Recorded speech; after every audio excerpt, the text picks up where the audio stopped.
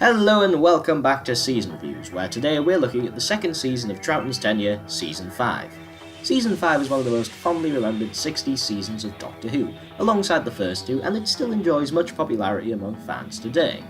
A lot of the chaos that had followed the rapidity of departures and arrivals of both cast and crew in Season 3 had worn off, and by this time it was clear that the change in lead actor for the show had worked in Season 4 and had retained the audience. As a result, Season 5 is very much one of consolidation, where they had found a niche which worked and ran with it for the whole series. By this I'm referring to the base Under Siege style story, which is a popular archetype for a Doctor Who story, and it definitely describes much of the season, including stories like The Ice Warriors, The webosphere, Fury from the Deep, and The Wheel in Space. This consistency wildly juxtaposed the frantic experimentation of the first four seasons, and is perhaps what allowed it to have a more consistent quality, hence making it more memorable to audiences and why Season 5 is one of the most fondly remembered out of the 60s seasons. Anyhow, now we've discussed its place in Doctor Who history, let's review the serials that make up Season 5. The Tomb of the Cybermen is arguably one of the most popular Doctor Who stories of all time, and is certainly one of the most widely watched stories from the 1960s. It does have its detractors, but is held in pretty high esteem by quite a lot of fans, in large part due to its sheer amount of charm and magic it exudes, which very few stories manage to capture. The TARDIS crew in this story are the second Doctor, Jamie and Victoria, who will spend most of this season together. By this point, Patrick Troughton has really came into his own as the Doctor, after all the experimenting he did with the character in the first season. The silliness has been toned back a lot, which allows him to be both amusing and a more serious character, which he did see glimpses of last season. Now he's not just a bumbling genius, but a man, though childish in demeanour, is much more thoughtful and calculating. For me, Troughton has really perfected the character of the Doctor in this season, managing perfectly the mix of humour, genius, adventurer and calculating plotter. He shows all of these during the course of the story, with moments like when he and Jamie accidentally hold hands, or when he's winding up Klieg, or when he's confronting the Cyber Controller, or when he comforts Victoria about her dead father. The reason Doctor Who lives on is Patrick Troughton's performance. Jamie is excellent in this story too, following on from Evil of the Daleks, where his character got some much needed development. Not only is his character entertaining on his own, but the interactions with Patrick Troughton are often downright hilarious. This is Victoria's second story, and fortunately she gets a bit more to do here than she does in Evil of the Daleks, if not much more. The scene where she talks to the Doctor about her father has to be one of the best emotionally charged moments in Doctor Who. It feels so genuine and does a lot to make Victoria's character more endearing right off the bat. However, besides that scene, she spends most of the story away from the action, and other than her great scenes with Captain, she's a bit underused as a whole. The side characters are one of the things which really stick out in this story to make it memorable. In fact, Season 5 as a whole brings in a lot of memorable characters, which really makes the base Under Siege stories work better. Professor Parry, Captain Hopper, Klieg, Captain, Viner and Tobman are all very fun and stick in your mind, even if some, such as Klieg, are a little over the top and maybe a bit shallow. It's a testament, if anything, to the quality of casting for the story. Sure, the writing is there for them somewhat, but they're really brought to life in such a wonderful way by a stellar guest cast, which makes it one of those stories which can be rewatched over and over again. The plot for the story has a great hook. The Cybermen have went extinct for 500 years, and no one knows why, and a group of archaeologists have went to discover what happened to them. Sure, in the future, Cybermen going extinct would become pretty cliché, but here it was new and exciting. The mystery unravels at a steady pace, which keeps it engaging to watch, especially in the first two episodes. There is a slight decline about halfway through episode 3 as it switches away from a mystery-oriented story to an action-horror-oriented story, but that's minimal, and it stays both exciting and entertaining until the very end. In terms of production, Tomb is made with a special kind of charm which few stories match. The sets look fairly decent, bar the odd bit of obvious cardboard with foil on it trying to pass as metal.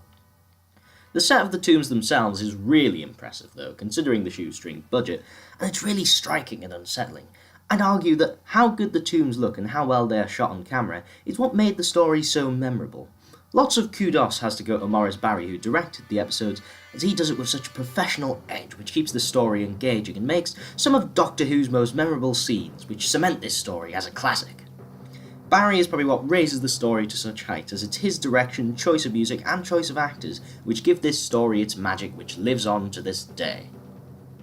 Overall, there are a lot of problems with Tomb. Some of the lines are silly, the Cybermen's plan isn't perhaps the best ever, and there's lots of duff moments which really stick out like a sore thumb. But despite all this, I absolutely love this story to bits, I recognise that in many ways some people might think objectively it's not very good. However, I'd argue it's still great television. It has spectacle, it has fun, it has charm, and most of all has a certain aura of magic you couldn't recapture if you tried to today, no matter how many times you tried. I love Tomb of the Cybermen. It's one of my all-time favourite Doctor Who episodes. Maybe I'm blinded by nostalgia having watched it so many times at a young age, but frankly, I don't care, as I've got so much out of this story over the years, it just means a lot to me. An unashamedly biased 10 out of 10. The Abominable Snowmen.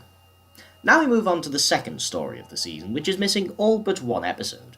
From what I can tell from the reconstruction, I think this particular story loses a lot by being missing, which I do think has influenced my opinion on it, which you should bear in mind during my review. This story is the first to feature the Yeti, who were considered so successful they were brought back a few stories later for the webosphere. However, let's see how well this one holds up first. The TARDIS team, though the same as the previous story, do seem a little off here in some ways.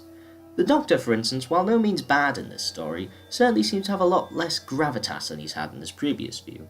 I don't think it's Troughton's fault, as he still puts in a great performance, there's just not quite as much for him to work with in the script. Jamie and Victoria are certainly building quite a good chemistry at this point in the season, and they're a lot of fun to watch when they're in the same scene together here.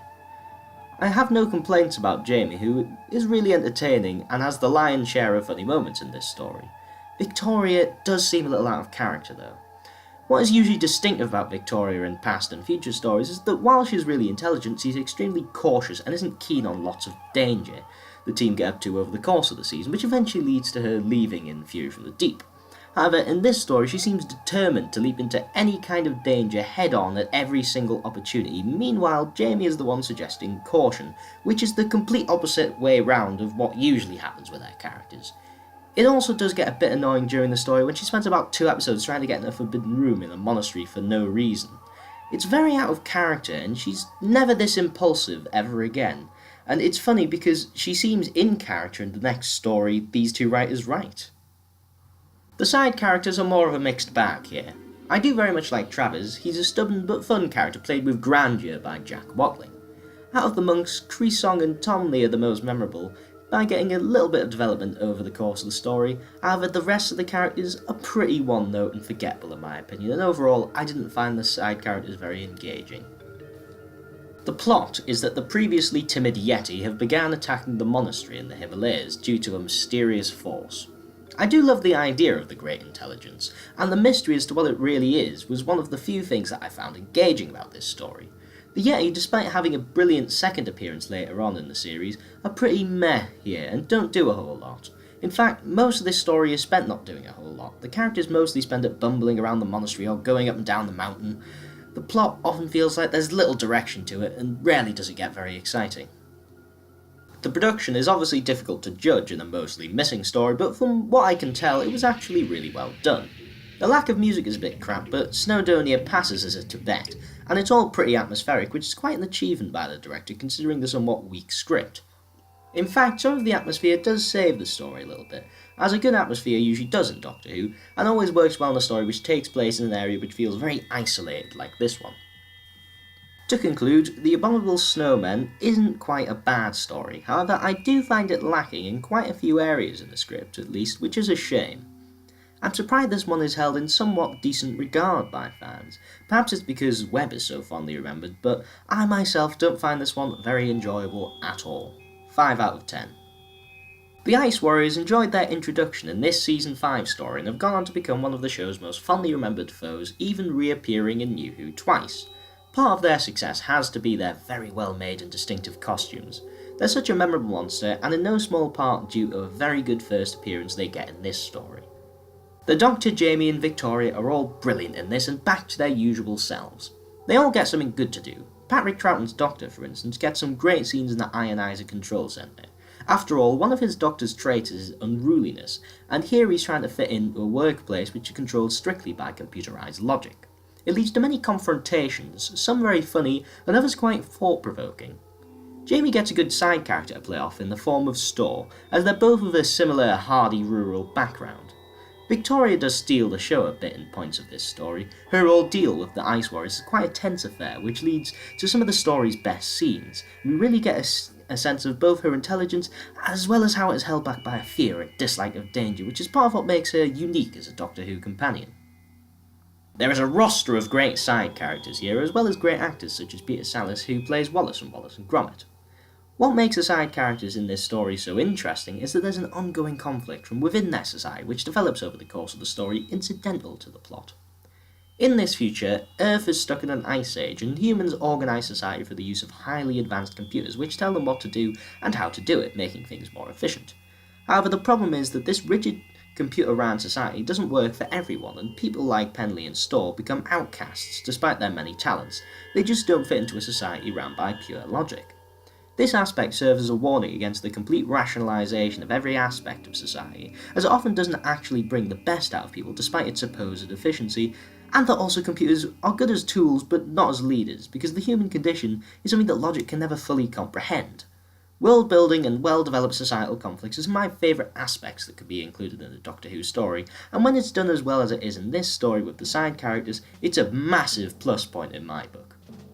The plot here is about an ancient group of alien warriors being awoken at a pivotal point in Earth's history where a group of scientists must hold back the march of the glaciers further south in a new ice age which has came about. I really do like the idea of aliens resurfacing after thousands of years in a glacier, as the glacier cycle does actually spew out objects as well as animals which were trapped in there from a long time ago. The Ice Warriors are made really creepy in this one, especially early on. Sadly, despite their intimidating presence, they don't get a whole lot to do in this story. But where they are present, there's some really great moments. A lot of the parts of the plot are to do with the dangers of the Ice Age and glacial movement, which is all actually really well done and engaging. In fact, the whole setting of this story is well thought out and leads to an atmospheric, tense and creepy and thought-provoking experience. The production of this story is sublime. The sets are magnificent and really sell me on the whole Ice Age setting. The direction is brilliant as well, with some excellent music from Dudley Simpson, which leads to a chilling atmosphere which shrouds the whole story. In fact, I'd argue it manages to capture one of the best atmospheres in Doctor Who. It really gets the mood of the story and setting perfectly, dragging the viewer right in and keeping them until the very end. Watching this on an evening and a snowy day is a wonderful experience. The Ice Warriors is a great bit of Doctor Who. Writer Brian Hales has certainly improved a ton since The Smugglers. It has great characters, great world building, great monsters, and a superb atmosphere. The only thing missing is perhaps a more engaging, intense plot thread, which could help raise the story up another level. However, it's still a classic. 9 out of 10. The Enemy of the World. Missing bar one episode until 2013, The Enemy of the World has surged greatly in popularity since its recovery, as it's one of those stories which just doesn't quite work without the full visuals. This one certainly sticks out in Season 5, as it moves away from the base under siege, Monster of the Week style Doctor Who, and opts for a political thriller, somewhat along the lines of the various spy flicks which were popular in the 60s, but with a futuristic sci-fi twist. This is definitely the TARDIS team's best outing yet, each getting so much to do in uncovering the deeds of Salamander, who aims to become dictator of the whole world. Patrick Troughton's Doctor still gets a fair bit to do, despite playing Salamander as well. I really like how he doesn't take for granted that Salamander has to be stopped and undertakes his own investigations. Being a David Whittaker script, he gets so many great moments, especially later on during the heightened drama, especially when he pretends to be Salamander to Giles Kent. Not to mention plenty of really funny lines throughout the story. Jamie and Victoria have really built up a great chemistry by now and are both coming into their own as characters. I love how they pull off a plan to get into Salamander's confidence. It really shows how far they have come, having the nerve to pull off something like that. They also get a ton of great interactions with the side characters. It's all well written and acted. Being a David Whittaker script, it is absolutely chock full of amazing side characters. Giles Kent, Astrid, Salamander, Farrier, Bruce, Griffin and Bennick are all super memorable and bring this intense political thriller to life. I really liked Astrid and Farrier as characters with mixed motivations and ones you're never really fully sure you can trust, but they're still very likeable. Giles Kent in particular was very well developed and plays an important part in the twists and turns of the story, which make it so gripping.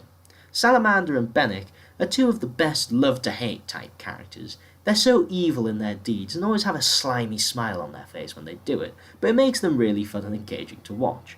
Griffin the Chef is also one of the funniest characters in Doctor Who, and I'll shoot anybody who says otherwise. If I was to make a complaint, however, is that aside from Giles Kent, we don't really get to know much about the backgrounds of these characters and what motivates them. which is particularly important with the main villain Salamander. We know very little about him from the story, other than what he was doing at the time.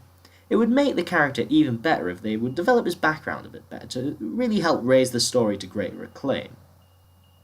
As stated earlier, this is a political thriller, so the plot is very important. While the world building is good, it could be better, so in terms of the politics we have to go off the strength of the characters, which in fairness is really strong. It does everything a political thriller should do. There's twists and turns, not to mention a secret conspiracy with grand implications, which, while foreshadowed well, really hits the viewer by surprise, and serves the purpose of showing the lengths to which Salamander would go for power.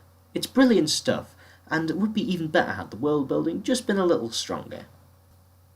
Barry Letts is at the helm for the production of this story, and he brings a slick style to the directing which really fits the different type of story.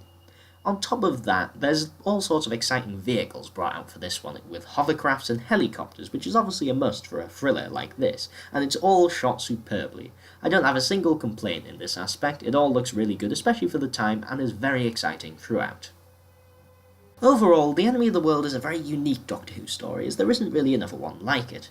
David Whittaker shows off yet again his talent for writing compelling characters and inter-character conflict, which works so well in this particular type of story.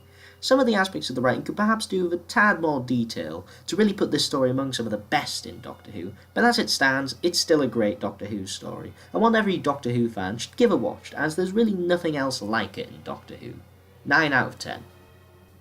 The webosphere is a sequel to the successful Abominable Snowmen broadcast earlier in the season, and despite being missing for 45 years until 2013, it has remained a very fondly remembered Doctor Who story. But if it was popular while it was missing, its popularity exploded upon its recovery, and is arguably one of the most popular Patrick Troughton stories among fans now. Since the Ice Warriors, this particular TARDIS crew have hit their stride. Their characters are all really fleshed out, and they all have brilliant chemistry and get plenty of great moments per story. The same carries on here with Patrick Troughton, who is at his most devious, and Jamie messing it all up as usual. It's great stuff.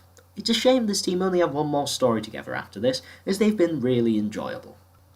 The side characters are absolutely outstanding in this story. Hazeman and Lincoln have hugely improved on this aspect compared to the Abominable Snowmen. Here we're treated to a huge roster of well-rounded characters, which is just as well, as one of the main elements of the story is what I suppose you could call a murder mystery, but because it's sci-fi, it's not quite as simple as that. I did not see the reveal coming the first time I watched it, but upon rewatch there's so many clues which give it away, as to who it is if you're paying attention, which in my view is a sign of an excellently done murder mystery. It's a very neat addition to an already great story, and helps keep it exciting and engaging throughout. The mystery would have been even better back in the day, as one of the characters introduced in this story is the Brigadier, which obviously these days we know for certain it wasn't him, despite how suspicious he looks in this particular story. But introducing a character as good as the Brigadier, as a one-off and having no idea he'll come back as a mainstay, just goes to show how well written all these characters are. Not a wrong foot here by Hazeman and Lincoln. The plot is that the Great Intelligence has regained control of the Yeti and has taken over London using a mysterious mist which no one has ever came out of. In the London Underground, the only place where the mist isn't, the army is attempting to contain and destroy the Yeti. However, slowly their supplies are cut off and they are hemmed in by a weird web substance which blocks the tunnels and kills on contact. It's a classic base under siege style Troughton story, and in fact it's probably one of the best base under siege stories, as it so effortlessly manages to capture the claustrophobia that these types of stories should exude. Everything keeps going from bad to worst constantly, and the feeling of relative safety the characters have at the beginning is slowly whittled away as more and more of them get cornered and forced out. This creates an atmosphere of constant tension and fear, as you know that at any moment things can get worse and more characters can die. It's written in such a way that it flows so smoothly and engaging from start to finish. The main arc of the plot is easy to overlook at times, as the story focuses more on the characters for the most part. However, it's obviously the backbone of the whole story and is important. Unfortunately, it is a little overcomplicated, the overarching plot, and in some ways not fully explained, at least in terms of how and why the intelligence did and does certain things. Parts of it are quite clever, mind you, but it takes a little bit of a back seat, despite being an intricate part of the plot, which does leave some things unexplained, which is a shame. The webosphere probably has one of the most faultless productions of any Doctor Who story. As you've probably heard at some point or another, the sets were so good the London Underground actually complained to the BBC as they thought they'd illegally filmed in the Underground. It's easy to see why, as the sets are perfect, and not just the underground, they all look brilliant, which isn't often the case for 60s Doctor Who, and I'd say Webb as a result is probably one of the most timeless Doctor Who stories, and I include modern Doctor Who in that statement. If anything, having the underground parts as sets rather than as location filming actually helped, as the small amount of studio space makes it feel all the more claustrophobic than the real underground, and on top of that the lighting is superb, which you probably couldn't manage on location. Douglas Camfield is at the helm as director for this one, and there's a reason why he's considered one of the best for Doctor Who. He shoots very dynamically, every scene is kept visually interesting, every bit which is meant to be scary is done in such a perfectly tense fashion, and of course with being Camfield, the action scenes from episode 4 are brilliant. It's really a testament to his ability with the technology at the time, as many lesser directors would make such an episode feel quite stilted, at least in a directorial sense. The stock music chosen is also absolutely perfect in terms of it fitting. They probably wouldn't have done as well with an actual composer as it works that well. All in all, it's the perfect example of how to make a 60s episode of Doctor Who.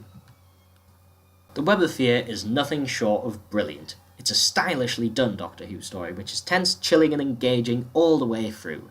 It's an absolute crime that this classic was ever lost. The story barely puts a foot wrong, and it's Doctor Who of the highest quality. Well, almost. As I said earlier, the overarching plot is always extremely important in Doctor Who, and here, when you really think about it outside of watching it, it's a bit clunky and perhaps needs to be more fully explained to really make this story faultless. But as it stands, it is dragged down ever so slightly by that fact, but it's still brilliant Doctor Who and a must-watch. 10 out of 10.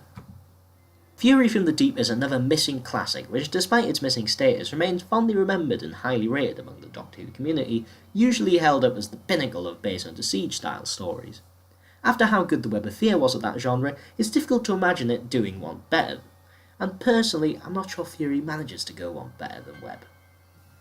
The TARDIS team yet again are outstanding here. Troughton puts in some really great acting chops to really sell the danger in this one. However, it isn't his most memorable performance, but that's not really a criticism as he's always brilliant. Jamie and Victoria shine here especially, as throughout the story there's a heartbreaking underlying conflict between them.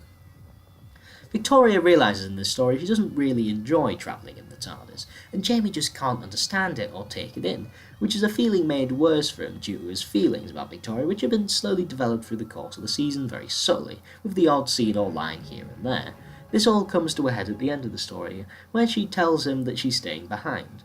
Both have a really touching scene together right at the end, and it's a melancholy occasion which is acted superbly. In the end, this serves to make Victoria's exit one of the saddest in Doctor Who. The side characters in this episode are pretty decent, but none of them are particularly memorable. I think the issue is that they fall very neatly in what I call Doctor Who stereotypes. For example, in many stories there's a hot-headed commander who can't cope with an emergency, meanwhile there's a second-in-command who's much cooler-headed and is willing to trust the Doctor, etc. That is the case here, and while that isn't always a bad thing, if you use this stereotype you need to at least give the characters a little depth so they stand out, which unfortunately doesn't happen in this story in my opinion. The plot is that in a refinery an ancient beast which has been lurking in the North Sea for thousands of years is reawakened as it's infiltrated the rigs. It's a really cool concept and one which works so well for the base under siege format. This is because in the story the creature is all around them as it has infiltrated the pipes all around the refinery complex and the rigs. The constant feeling of being completely surrounded without being able to see it heightens the sense of claustrophobia and gives this story one of the most unsettling atmospheres. Some scenes are creepy based purely on the atmosphere generated alone, like when Robson is possessed by the creature and walks into the sea at a cliffhanger. It's just someone walking into the sea, yet it's really uncomfortable to watch, in the best of ways. The production for this story is great. Sure, we may not have the video to see precisely how well directed this one was, but the fact it exudes such tremendous amount of atmosphere despite existing in a state of various still images and sound just shows how much effort was put into it. A lot of the credit has to go to Dudley Simpson, who creates what I think is one of the best incidental music pieces in Doctor Who history. It complements the story perfectly, as all of the strange music is slightly offbeat and gives a pervasive throbbing to the story, which is always a stark reminder to the audience that the creature is indeed all around them. It's seriously creepy stuff. Only 60s Doctor Who could make foamy seaweed so unsettling. In conclusion, Fury from the Deep is a story which really thrives on the simply outstanding atmosphere it creates, and in those moments of building tension, it's at its best. It is also a brilliant exit for Victoria, and one which really tugs at your emotions. However, for as good as the atmosphere it isn't sustained fully for the whole 6 episodes, and when it's not, we're left with the other lesser elements such as the one-note characters and the actual flow of the plot, which involves a lot of bumbling about back and forth. These things obviously don't ruin the story for me, but they do hinder my enjoyment somewhat, as it often feels like one of the longer 6-parters, at least out of the ones which are good. As a result, it's a story with stacks of potential, but it doesn't pay off for all of the runtime. 8 out of 10. The Wheel in Space is another story by one of my favourite writers, David Whittaker, and his last one fully written by him, as The Ambassadors of Death ended up being a collaborative effort by 5 different writers after the first draft didn't go down well. You'd think that combining such a great Doctor Who writer with the Cybermen would be a match made in heaven, but it is generally seen as a disappointment and a bad story by the Doctor Who community. In this story, at least at the beginning, the TARDIS crew is reduced to just the Doctor and Jamie, and this is a combination I wish we'd seen a bit more of. It's actually really entertaining just to see these two alone without another companion, as the episode can thrive on their explosive chemistry alone, which is what makes the first couple of episodes of this story the most entertaining. Zoe's introduced in this story, and she actually gets a great introduction. If you didn't know, Whittaker is one of the best character writers the show has ever had, at least in my opinion, and his new companion stories are always my favourite because he always gives the new characters a reason to travel with the Doctor other than just for the sake of travelling. In the case of Zoe, it's because of her upbringing, where she's become too reliant on logic to the point where she is like a computer. She is hoping that travel in the TARDIS will allow her to broaden her mind and discover the human experience which she has been missing, which is something developed throughout the story by Whittaker. What this does is it sets up a point of departure for character development for future writers to capitalise upon. It's clever writing by Whittaker, and it's a shame he wasn't in charge of more companion introduction stories. The side characters along with the TARDIS crew are definitely the best part of this story. Despite it lacking in other areas, as usual Whittaker delivers an interesting set of characters. Most of the major ones even go on their own little character arc throughout the story, which makes them interesting despite them fitting into the Doctor Who stereotypes I mentioned earlier. They're all mostly likeable and entertaining to watch and interact with each other, and it definitely gives the story some entertainment value. Perhaps the problem in this regard is that we spend too much time with the characters and there's very little time for world building or the Cybermen, which really causes the story's shortcomings. The plot is that the Cybermen want to take over this space station for some reason that's never really fully explained, and that's quite a big problem. To be fair, the story does actually start out quite well, with the first 2 episodes building up great mystery and a good atmosphere, and episode 6 having some good action with the Cybermen. However, between these 2 points, the story doesn't seem to go on hold for 3 episodes, and not a lot really happens. This is the problem.